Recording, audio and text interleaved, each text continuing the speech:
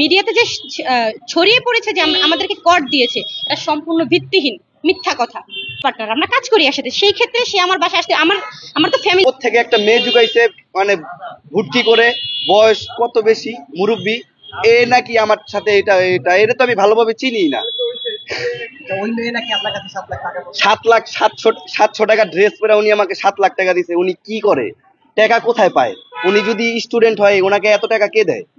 দলিল নিয়ে ফ্যামিলি বাসা, আমার বাসাটা তো ফ্যামিলি। এখানে আমার মা ছিল, বোন ছিল, ভাই ছিল, ভাইয়ের বউ ছিল, তাহলে এখানে কট কিভাবে আসে?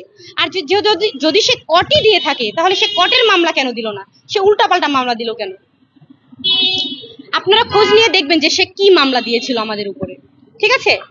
সে কোন কোন ধারায় মামলা দিয়েছে আপনারা দেখবেন। আর যে আমার কোয়ার্টিস্ট, আমার ফ্যামিলি বাসায় কি আমার আর্টিস্ট আসতে পারে না? আমার কোয়ার্টিস্ট সে আমার কাজিন, ধরতে গেলে সে আমার আমরা একসাথে যেহেতু কাজ করি, ভালো একজন ডান্স পার্টনার। ডান্স বাসা, এখানে আমি একা থাকি না যে আমার একা বাসায় এসে আলম ধরছে, এরকম কিছু ছিল না। এটা আমার ফ্যামিলি বাসা ছিল, আমার বোন ছিল, ভাই ছিল, সবাই ছিল। সেখানে আলমী ওনাকে ডেকেছে, আলমী বলছে আসো আমরা মীমাংসায় যাই একটা, যেহেতু আমাদের মধ্যে দ্বন্দ্ব চলছে আমরা একটা মীমাংসা করি। সেখানে রিয়াজ আসার পর সে এই একটা কাহিনী মানে সে নিজে ইচ্ছাকৃত ভাবে এটা ঘটায়। আলমে এখনো পর্যন্ত আমাকে ঠেট দিয়ে যাচ্ছে। আচ্ছা ওনার মেসেজটা দেখো, হ্যাঁ, ও তোমাকে যে ডেকেছিল সেই মেসেজটা দেখো। এই যে বল, তোর সাহস না থাকলে আমি কোথায় আসতে হবে? কালায়, এই যে দেখেন আসতে বলছে, রিয়াজ আসছে। আইফোন গুলাতে একটু উল্টা দেখা যাবে, অ্যান্ড্রয়েড গুলো মনে ঠিক থাকবে, ঠিক আছে? সো রিয়ার সাথে আমি কথা বলি, এটা কি ঠিক হবে? রিয়া বলে আচ্ছা ঠিক আছে, এগুলা আর দরকার নাই, তুমি আসো কথা বলো। আর আলম আমাকে বলছে যে আচ্ছা ঠিক আছে, এরকম এরকম ব্যাপার। পরে আমি আসছি, আসার পরে আলম 10 মিনিট ঠিক ছিল, হঠাৎ করে ফোন দিছে, সাংবাদিক সবাই ডাক দিছে, একটু আড়ালে যায়।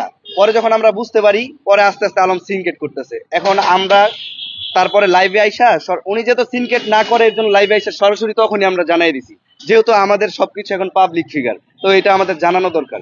এই জন্য তারপরে যা হয়েছে সব তো দেখলেনি, বিভিন্ন রকম মিথ্যা কথাবার্তা, বানোয়াট।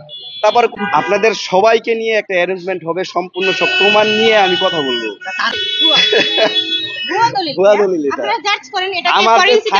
আমার যে সাইনটাও তো নকল, আর দ্বিতীয় নকলটাও তো ভালোভাবে করতে পারলো না। আমি কি সাইন এইভাবে দেই? হরিকার্য কি আমি এইভাবে লিখি? কি আমি চিনি?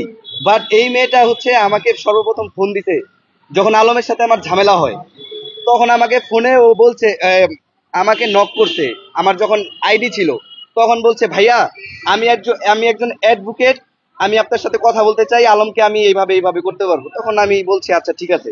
তো সেই সময় আমার একজন দরকার ছিল।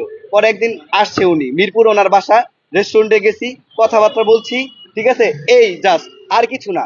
তারপরে আরেকদিন দেখা হয়েছে, ফোনে কথা বলছে, উনি আসছে হচ্ছে আপনার ওই কোথায় 300 ফিটের এইখানে। পরে আমি গেছি, যাওয়ার পরে ওইখানে কথাবার্তা বলছি যে কিভাবে কি। উনি বলতেছে যে আলমের সাথে এইভাবে করলে ভালো হবে, এইটা ওইভাবে করলে ভালো হবে। যেহেতু আপনার ফেসবুক পেজ উনি নষ্ট করে দিছে, তাহলে আপনি ওনাকে কেন ছাড়বেন? উনিই আমাকে আলমের পিছে লাগাই দিছে।